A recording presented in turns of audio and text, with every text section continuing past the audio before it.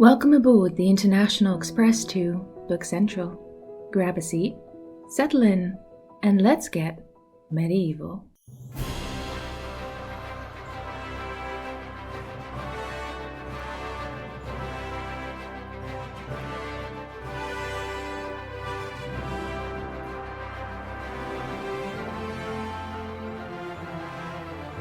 Welcome to a special feature of Book Central. You see, when I'm not reading or recording this podcast, I'm a medievalist. In the real world, I research and analyze medieval literature, specifically the texts written in Old Norse and Old English between the 7th and 14th centuries. Each month, I'm going to share one of my favorite medieval texts with you, either from these two languages or something completely different. As usual, I'll go over the happenings of the story and then discuss some of my favorite aspects of it. These episodes will also feature a bit more historical background, where necessary, and even my sometimes questionable pronunciation of medieval vernaculars. The medieval text we're discussing today is one which takes place all over Northern Europe. It was most likely first put down on parchment in the 13th century, and features one of the most interesting character types in medieval literature, the meykongr, or the Maiden King. This tale is Hrolfs saga Gautrekssonar, or the Saga of Hrolf Gautreksson. This is an Old Norse Hrolfs saga, which literally translates to Saga of the Old Times. As such, this tale is set before the settlement of Iceland in the 9th century, and therefore takes place in a mythical, legendary past, full of heroes and giants and epic battles. Now, a quick note in advance. As some of you may know, literature from the Middle Ages is usually preserved in parchment manuscripts, meaning handwritten texts. Sometimes only one manuscript of a text survives, which means only one version of the work remains. In the case of Hrolfs saga Gautrekssonar, we have 66 manuscripts which have survived until now, which shows how popular the story was. But only 6 of these actually date to the Middle Ages. The medieval version of the story is a little shorter than the one I will share with you today. The translation I will be using for you guys' benefit was made by Hermann Pálsson and Paul Edwards, and it is based on a 17th century manuscript called AM 590 BC 40. As I go through the plot, I will let you know where the medieval version of this tale ends, and then we'll discuss some of the differences and implications afterwards. With all that said, let's dive in.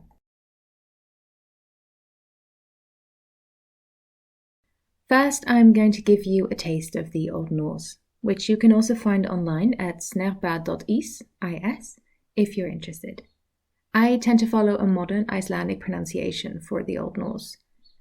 Quick warning, my pronunciation isn't the best because I'm still incapable of properly rolling my R's, but here we go. Daar hefjum ver dessa sögu, Gautrek konungur, sonur Gauta konungs, reith vire Gautlandi. Han var ágætur konungur fyrir margra hluta sakir. Finnsettel og størgjöfettel, sváat hans mildi jafnan vid brugðit, þá fornkonunga getið. Han átti eina dóttur barna, og gifti hann hana gjafa refrennisunni með ráði nýra jarls. Í þann tíma hafði andast drottning Gautreks konungs. Han var þá knugin á inn efra alder, og var þó inn stasi. Konungur sat jafnan á hági drottningar, því að honum þótti mikið fráfall hennar. Þá fór ríki hans mjög stjörnarlaust, meðan konung angraði mest fráfall drottningar. Eftir það bæðust vinir konungs að hann mundi kveinast, kváðust helst vilja hans af kveimi til ríkisstjörna yfir sér, letu það líklegt, ef hann fengi samlíkt ráð, að það mundi þeim öllum til sæmdar, og langeithlichra náða. Here are the opening lines in the translation by Pálsson and Edwards. Our story begins when King Gautrek, son of King Gauti, was ruler of Gotaland. In many ways, he was a fine king, very popular and so open-handed that whenever people talk about the ancient kings, his name is still a byword. He had an only daughter, and on the advice of Earl Neri, he married her off to Gifthref Renison. By this time, King Gautrek's wife was dead, and he himself was getting on in years, though he was still a vigorous man. He'd felt the loss of his wife so deeply that he used to spend most of the time sitting on her grave mound, and he was so bitter about her death, he was letting the country go to pieces. So his friends begged him to marry again, and told him they wanted no one but his descendants to rule over them. So our story begins indeed, with King Gautreksson mourning the loss of his wife. Not only is he wifeless now, he is also without an heir, and that simply cannot stand. On the advice of his friends, he heads towards Norway, where a powerful chieftain named Thorir has a brilliant daughter, Ingebjorg. She is smart and good-looking too. King Gautreksson isn't the only one interested in her, though. Another man has shown up, named Hrolfr. He is a young prince and has good prospects. Both of them hope to marry Ingebjorg, and Thorir is a little overwhelmed, so he tells Ingebjorg it is down to her to choose a husband. She recognizes the difficulty of the choice and comes up with a comparison. The two men are like two apple trees, one young and promising a good harvest, that's Hrolfr, and one older, which is already bearing fruit. That's Gautreksson. While Hrolfr will undoubtedly make a good king, she decides in favor of Gautreksson, who already is the best of kings. Gautreksson is delighted, and Hrolfr is enraged. When Ingebjorg and Gautreksson make their way back to Gotaland, Hrolfr ambushes them. But being young and inexperienced, he is quickly defeated and killed. And so Gautreksson and Ingebjorg begin their married life. They quickly have two sons. The first is Kathleen, who is small but very ambitious and a little impulsive. The second is Hrolfr, our protagonist, who is the opposite of his brother. Hrolfr is very tall and strong, and a little reticent. He'll take his time to make up his mind, but once he's done so, there's no swaying him. Now Gautreksson used to be very good friends with the king of Denmark, called Hringr. He is married to a clever queen, sadly unnamed, and has a son called Ingjaldr. What Hringr also has, however, are advisors with evil tongues who have convinced him that Gautreksson is planning an attack and cannot be trusted. Surely Hringr should attack him first. His queen tells him in no uncertain terms that this is utter nonsense, that it's unkingly behavior, and that Hringr should simply go meet with Gautreksson and talk it out. Surely all this tension comes from a misunderstanding. Hringr sees the wisdom of this and prepares to go to Gotaland. Gautreksson, meanwhile, has the same issue. His advisors have also been convincing him that Hringr is out for no good, and when he hears of his approach, he plans an attack. King drama is some of the best drama. Thankfully, Ingebjorg is just as clever as the Danish queen, so she tells Gautreksson his words make no sense, that he should behave more honorably and just speak to Hringr directly. The two men follow their wives' advice, thankfully, and quickly become the best of friends again. Such good friends, indeed, that Hrolfr gets to accompany Hringr to Denmark, where he becomes best friends with Ingjaldr. You're not going to believe this, but there is another king. His name is Eiríkr, and he rules Sweden. He has a bit of a problem, however, because he doesn't have a son. His only child is a daughter named Thornbjörg. She is a very smart and pretty girl, but while she's good at all things female, she prefers sword fighting and other knightly activities. Eiríkr doesn't really like this, but when he asks her to stick to embroidery, she tells him that, as she's his only heir, it is only right she prepares herself for rulership, as she is not keen on marrying some prince. She asks her father to give her part of his kingdom, so she can practice at being king. Eiríkr agrees, and Thornbjörg fortifies a residence in Utlarakur. She has a self-elected king, takes on armor, and now calls themselves Thornberger. Back in Gotaland, Gautreksson is on his deathbed. While Ketil is technically his oldest son, Gautreksson thinks him too rash and maybe a little too aggressive for kingship, and he therefore asks if Hrolfr could become his heir. Everyone, even Ketil, thinks this is probably a good idea. So once Gautreksson dies, Ingebjorg heads to Denmark to bring Hrolfr home and crown him king. Time passes, and by now Hrolfr is 18. Ketil thinks he's the bee's knees when it comes to kingship, but feels there's one thing missing: a wife. He proposes that Hrolfr head to King Eiríkr in Sweden and ask him for the hand of his daughter. Hrolfr kind of worries about the whole endeavor, as it strikes him as potentially super embarrassing if he gets rejected. He ponders it for a while though, and eventually agrees. He sends for Ingjerdr, asks Ketil to look after Gotland while he's away, and heads to Uppsala in Sweden. The Swedish queen suddenly wakes up from a dream in which she saw a huge pack of wolves come to Sweden, led by a really big lion and followed by a polar bear. She interprets this as meaning that a group of warriors is coming, led by a king who is followed by a strong supporter. She advises King Eiríkr to receive their guest, who she guesses is Clover, with respect. King Eiríkr does the opposite and manages to thoroughly insult Clover in a single evening. The queen has another chat with her husband, who then changes his tune and promises to help Clover in his pursuit of his daughter. He warns Clover, however, that she is a proud woman and surrounded by retainers, and perhaps not quite a woman at the moment. With that explained, Clover and Ingjerdr head up to Ullarakur. There they enter the palace and are received rather coolly. A magnificent figure sits on the throne, who Clover greets as "my lord." King Thorberger welcomes him, but when Clover proposes a marriage between them, Thorberger becomes enraged. A fight breaks out, and Clover and Ingjerdr only just escape with their lives. Everyone hears about this, and it's quite embarrassing for everyone involved. While Thorberger strengthens the defenses around their residence, Clover also makes plans for a second attempt. During this time, he meets a promising young man, Ásmundur, the son of the King of Scotland, who becomes Hrolf's blood brother. And so the Queen of Sweden has a second dream of another pack of wolves, led by a lion, this time with 2 polar bears and a boar following. She recognizes them all, knowing Clover is on his way back, supported by Ingjerdr and Ásmundur as well as Ketil this time. Ketil is the one who looks like a boar. When the gang arrives in Ullarakur for a second time, they encounter a secured stronghold. Clover tries to negotiate with Thorberger, but they won't hear of ceding control. So it comes to battle, during which Ketil bangs Thorberger on the behind with his sword. He is promptly hit on the head in return. The battle ends with Clover as victor, and he and Thorberger negotiate. Having lost fair and square, Thorberger accepts the offer and heads home to King Eiríkr. Back in Uppsala, Thorberger lays down his weapons, returns to the boudoir for their embroidery, and picks up her life as Thornbjörg once again.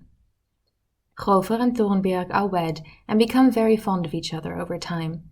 Ketil rules in Gotland on Hrolf's behalf while he's in Sweden, and so more time passes. This is where the medieval version of the tale ends. I'm going to summarize the rest of the tale from the 17th century manuscripts in a little less detail. Ketil wants to get married as well, and he picks Princess Alof, the daughter of King Halfdan of Sweden. He's not a big fan of people wanting to marry his daughter, this Halfdan, so this too turns into a rather violent confrontation. Eventually, they do win, and Ketil is married to Alof, and Halfdan's advisor, Thorir, also joins Hrolf's gang. Meanwhile, Clover and Thornbjörg have 2 sons, Gautreksson and Eiríkr. Then it is Ásmundur's turn to want to get married, and he has set his sights on Ingibjörg, the daughter of King Hrolf of Ireland. Yes, everyone shares names, and it can be a bit of a nightmare to keep everyone apart. King Hrolf of Ireland can see into the future and doesn't want anyone marrying his daughter either, so this is going to be a particularly difficult side quest. On their way to Ireland, they stop over in England, where Clover becomes good friends with King Aelle, despite more evil counselors doing their very best to keep the two apart. When Clover has been gone for a year, Thornberg gets worried and sends Thorir after him. Thorir arrives in Ireland and begins causing havoc there. Clover and co. finally also get to Ireland, but because the Irish king has seen them coming, they are defeated and imprisoned almost immediately. Having still not heard anything from her husband, Thornbjörg decides it is time to muster the troops. She has Ketil and Ingjerdr get men together, and she herself leads the army, as her sons are too young to do so. In Ireland, meanwhile, Ingibjörg is tired of her father ruining her marriage prospects, and so she and her maid Sigrid smuggle supplies to Clover in prison. She also reunites him with Thorir, who had been causing problems for the Irish king everywhere. Everyone is reunited during a final confrontation, in which Clover, just for a second, once again thinks Thornbjörg is a male warrior. All's well that ends well, however, and Ausmundr gets to marry the Irish princess Ingibjörg. More marriages take place, including one for Ingjaldr with Ausmundr's sister, and everyone settles into their rightful place. The end. And that, in brief, is the story of Hrolf, the son of Gautreksson. But more importantly, at least to me, that is the story of Thornbjörg, or Thorberger, the Maiden King. As I mentioned at the start, this tale is preserved in 66 manuscripts, 6 of which date back to the Middle Ages. English translations like the one I've used today have only been made of the 17th century version, as far as I'm aware. A German translation of the medieval text does exist, in Detter's Zwei Fornaldarsögur. I want to go into the difference of the text a little with you, but in order to do that, I feel like I should arm you with some knowledge about how medieval literature operated. Nowadays, we're very focused on authorship and originality. It matters to us what the name behind a work of art is, and that everything be as authentic as possible. For a long time, academics looked at the Middle Ages through this lens, trying to find the original version of a medieval tale, even if it no longer existed, or maybe never did. For example, in a case like Hrolfs saga Gautrekssonar, scholars would be poring over all 66 manuscripts to find out which ones were the closest to what they considered to be the original, the closest in theme and writing to the 13th century. Scholarship has made a turn, however, towards an approach that is called New Philology. Rather than treating the manuscript versions we have as flawed or incomplete, scholars now try to approach each manuscript version as its own independent text worthy of study. There are 2 terms I want to introduce you to here. I did warn you there was going to be some more background. The first term is variance, which was introduced by Bernard Cerquiglini in his book Éloge de la variance. To put it very simply, Cerquiglini argues that variance is the beating heart of medieval literature.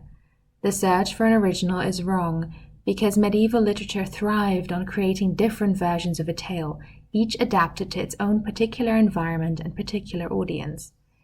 Basically, imagine it this way, that the latest superhero film or Tom Cruise blockbuster would have different endings, different storylines, or even different dialogue, depending on whether you're watching it in America or in, say, South Africa. Of course, to a certain extent, this is already the case, as scenes with, for example, homosexual lesbian content are removed for certain markets. Whereas modern audiences might get annoyed at this difference because they prefer a single uniform story, medieval audiences enjoyed adapting larger works to their own specific needs and did not consider this plagiarism or unoriginal. Cerquiglini warns us that ignoring this variance leads to a misunderstanding of medieval literature. The second term which is relevant here is that of mouvance, introduced by literary scholar Paul Zumthor. In his Essai de poétique médiévale, he uses this term, mouvance, to describe the mobility and authorial anonymity of medieval storytelling. Furthermore, he said we should make a difference between the work, or the œuvre, which is the overarching narrative, and the textual versions of this found in manuscripts. While we may desire authenticity in the modern sense that we want to reconstruct an original version, medieval audiences expected variance and mouvance from their literature. Now, I hope that these terms and the background theory hasn't turned you off and that you're still on board for some more discussion. The reason I went into all of this with you is because I want to discuss the differences between the medieval version of Hrolfs saga Gautrekssonar, which ends with the marriage of Hrolfr and Thornbjörg, and the 17th century version you'd most likely encounter in translation. Not only is there a difference in length and detail between the two, their depiction of one of the main characters, Thornbjörg, also differs decisively. In the 17th century version of the tale, Thornbjörg actively takes on a male identity. She is not just exhibiting male behavior and wearing male clothes, she takes on a male name and now moves through life as a man and is accepted that way. This has, of course, provided scholarship with an excellent opportunity to study the way gender and sex function within medieval literature. Thornbjörg/Thorberger can be read as a trans character, for example, or as non-binary. The Old Norse text itself makes this switch in gender also very clear in the 17th century version, because it employs male pronouns and masculine words when referring to Thorberger. For example, when he is referred to as konungr, king, and maður, which means man. The male pronoun han is also used whenever Thorberger acts. When other characters, like for example their father Eirikr, speak of their daughter to Clover, female pronouns are used. But once Thorberger takes the stage himself, it is male pronouns all the way until he transforms back into Thornbjörg. The medieval version is slightly different. Thornbjörg does not change her name, for example, and no male pronouns are employed in reference to her. She remains female both in sex and gender, but does perform male actions without maybe a complete grammatical transformation or a narrative transformation. What can we conclude from this? Well, that's a little tricky. Old Norse literature is full of autonomous female characters who act on their own desires and try to have some control over what happens to them. Some of these, for example, are the Valkyries, who wear armor and participate in battle. According to some scholars, specifically Kathleen self, the Valkyries could therefore be read as a third gender, occupying a space somewhere between male and female, which perhaps might then also apply to a meykongr like Thornbjörg. Other female characters are inciters and encourage their male relatives towards vengeance. Some women take on something of a chieftain or patriarch role, arranging marriages, managing property, and selling land. These last two groups of women do so without leaving their feminine identity behind, while the Valkyries remain something a little different and special. Shield-Maidens, maiden warriors, and maiden kings seemingly fall into a special kind of category as well, which has encouraged some scholars, such as Clover, to argue that Old Norse society had space for what could be called a functional son. When a family was without a male heir, without a man who could legally represent the family, it was better to have a daughter who could jump into that role than to have nothing at all. This gap in the patriarchal line of succession is also something we see in Hrolfs saga, as Eirikr has no male sons. Similarly, Gautreksson only has a daughter who has already been married off, and therefore he is encouraged by his friends to marry again and produce a proper heir for the kingdom.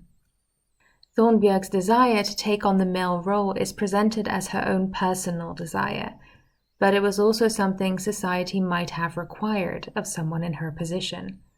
Better a son who's a daughter than no son at all. With Clover entering the picture as potential son-in-law, the need for Thorberger disappears, and Thornbjörg re-enters the scene. Depending on your perspective, Thornberger turning back into Thornbjörg may be a little disappointing. Why does she have to go back to embroidery now? It might feel like a step back. It always reminds me of my initial disappointment that Éowyn in Tolkien's The Lord of the Rings lays down her sword after the battle for Minas Tirith. Éowyn choosing to return to her role as Shield-Maiden and choosing to become a healer rather than a warrior kind of annoyed little proto-feminist me. Now, a good decade older and a little more wise to the world, I can appreciate the desire to protect and heal what you love rather than destroy what you hate. Éowyn also retains all of her skills and knowledge, and the 17th century version of Hrolfs saga also shows us that Thornbjörg loses none of her sharpness and none of her military ability. When Hrolfr seems to go missing in Ireland, it is she who commands the army. Admittedly, we might once again be dealing with a situation in which a direct male descendant is missing, since her sons with Hrolfr are still too young. But it is nonetheless interesting that she then takes on that responsibility rather than passing it to Ketil or Ingjaldr. Throughout this all, she holds on to her female identity, but we still get that little moment of Hrolfr assuming she is a man at first sight. While it is hard to make any definitive claims about how gender functioned within Old Norse literature or society, especially within the confines of a podcast, there is some fascinating research taking place, and I will make sure to link to some of it in the description. What we can say is that the interest in gender, in its fluidity, in the way it changes depending on circumstance and societal expectation, is nothing new. Humans have always played around with the way they present themselves, with the clothing or behavior which they believe fits their identity. Putting the 13th century and 17th century versions alongside each other, without highlighting one above the other or championing one version, we can see that each are a result of variants and move-ons of medieval literature and medieval storytelling. The story was flexible enough to try different things out, to change pronouns, add details, or remove certain elements. Now, I've already been going for quite a while, but I want to also touch upon something I only partially mentioned during the plot description. As I mentioned at the top, Hrolfs saga Gautrekssonar is a Fornaldar saga, which means it takes place in a mythical time. Hrolfs saga is also a bridal quest romance, which means its main narrative is determined by the need for a wife. But there are loads of little side quests along the way. Hrolf fights with berserkers, with Vikings, and with giants. He doesn't just win a wife, he also wins a dragon ship as well as a magical sword. We travel from Sweden to Norway, to Russia and to England, and from Ireland to Scotland. Many of these storylines may seem fanciful and fantastic, almost too odd to take place in a text so old and otherwise kind of straightforward. For a long time, scholars also kind of looked down upon the Fornaldarsögur because of these elements. They wanted epic yet restrained stories, maybe like the Íslendingasögur or Sagas of Icelanders, which contain at least a little historical truth. They did not want to read a story about Hrolfr having to fight a drunk lion in the English woods. Except that I do want to read that, and I am also a scholar now. When I discussed this text with my students, they also mentioned that while they enjoyed the elements of the story, they felt that the neat end, with its countless of marriages, felt a little too neat. A little too 4 weddings and a funeral, maybe. As a bridal quest romance, the whole point of the story is, of course, to end in a marriage, all 5. But there is also a larger meaning behind these marriages and the urgency behind getting married. Just like the Greek myths are full of gods having semi-divine children with mortals who end up becoming heroes and saving mankind and founding big important cities, so these Fornaldarsögur offer a chance to Old Norse audiences in both Iceland and Norway to imagine their own past as a heroic one. The kings of these countries would trace their ancestry back to the heroes of the Fornaldarsögur, as did some of the settlers of Iceland. And the urgency of marriage is also an urgency towards the survival of society. As the figure of Thornbjörg and Thorberger shows, a gap in the patriarchal line of inheritance is a potential disaster. Marriage is the thing that prevents such a disaster. I want to leave you with the very last thing in the saga, which initially seems like something of an apology for the text. The narrative voice tells us that, hey, this tale might not be for everyone, but this is how they heard it. And sure, it might seem a bit far-fetched, but maybe, people were just bigger back in the day, so it would totally make sense for them to seem like giants and have incredible strength. The last few lines of the saga in the English translation are thus: I think you shouldn't find fault with the story unless you can improve on it. But whether it's true or not, let those enjoy the story who can, while those who can't had better look for some other amusement. I hope you've enjoyed this first foray into medieval literature, even if we sneakily took a detour into the 17th century as well. Being a medievalist, I obviously adore this literature, and my hope in bringing it to you here is to show you how alive and vibrant it is. The Middle Ages may feel long ago, but the people who lived during it loved a good story as much as we do. Join me again next month for another installment of Let's Get Medieval. And that's it for today. If you have questions, thoughts on the book, or recommendations or requests for future episodes, feel free to leave a comment or send me an email at bookcentralpod@gmail.com. I'd love to hear from you. You can also subscribe to be informed when new episodes drop. You can find references to the materials used today in the description. Book Central is written and produced by me, and our music is by Scott Buckley. Thank you for joining me today on the International Express to Book Central.